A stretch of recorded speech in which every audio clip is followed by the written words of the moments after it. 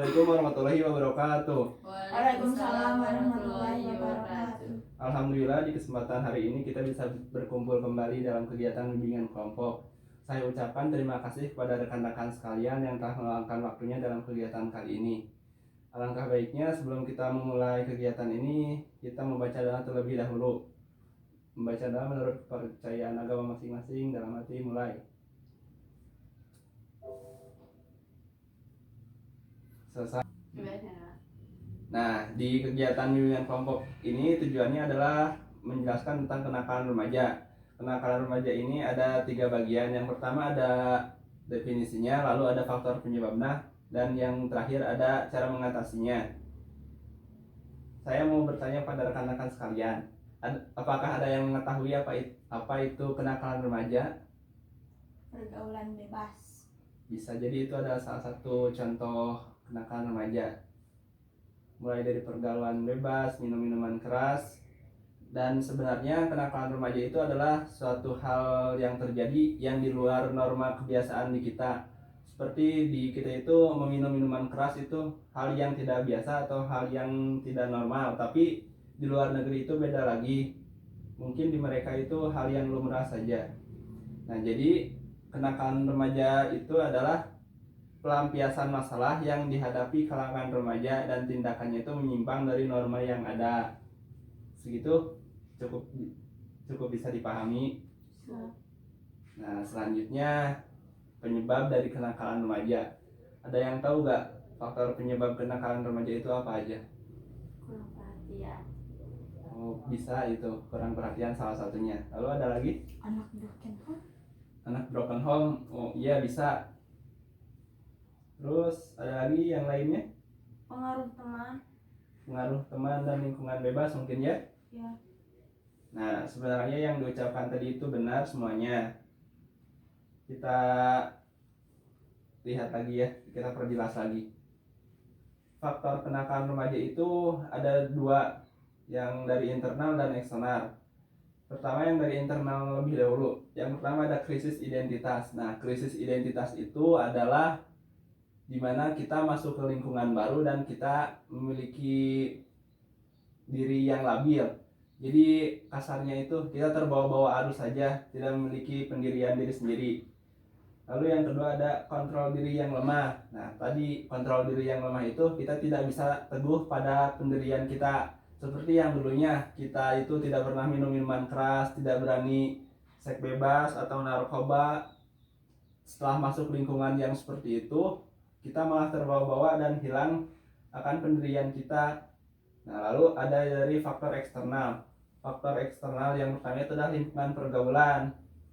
Nah, dari lingkungan pergaulan ini, jadi tempat kita diam di lingkungan tersebut dilihat adakah kebiasaan yang di luar norma kita, seperti lingkungannya ini memang banyak hal-hal yang buruk, banyak yang mabuk, ngerok ya, mungkin ngerokok enggak buruk tapi untuk sebagian orang ada yang menyebabkan itu buruk. Lalu ada seks bebas juga. Lalu yang kedua ada dari lingkungan keluarga, seperti yang disebutkan tadi ada broken home.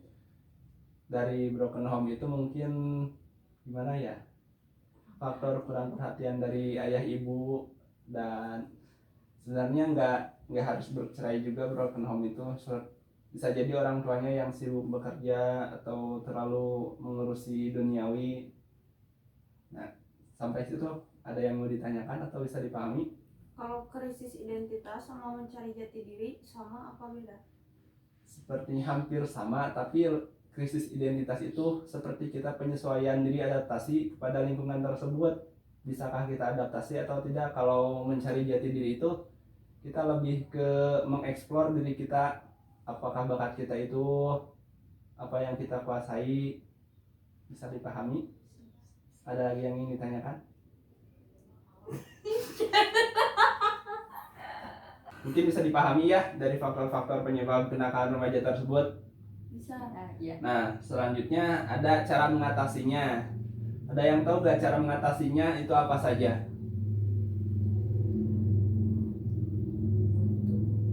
Mungkin belum ada yang tahu ya. Yang pertama, cara mengatasi kenakalan remaja itu dengan memberikan perhatian dari keluarga. karena keluarga itu adalah orang yang terdekat dengan orang tersebut. Seperti tadi yang contoh yang broken home itu kan ada faktor di mana dia itu kekurangan perhatian dari keluarganya sendiri. Mungkin dengan diberi perhatian lebih oleh keluarga tersebut, ia akan merubah dirinya dan lebih memperhatikan dirinya. Lalu yang kedua adalah beri kasih sayang. Beri kasih sayang ini bukan dalam maksud artian pacar atau pasang kekasih, tapi beri kasih sayang selayaknya sama saudara, adik kakak.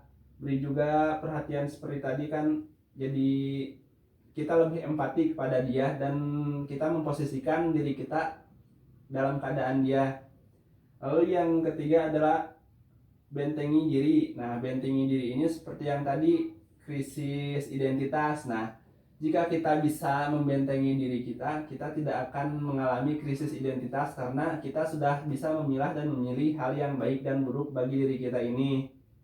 Lalu yang keempat ada pintar memilih mana yang baik dan tidak. Nah, seperti yang tadi disebutkan, kita ini mungkin akan beranjak dewasa dan mulai berpikir, karena kemampuan berpikir remaja itu bisa membedakan mana yang baik dan yang buruk.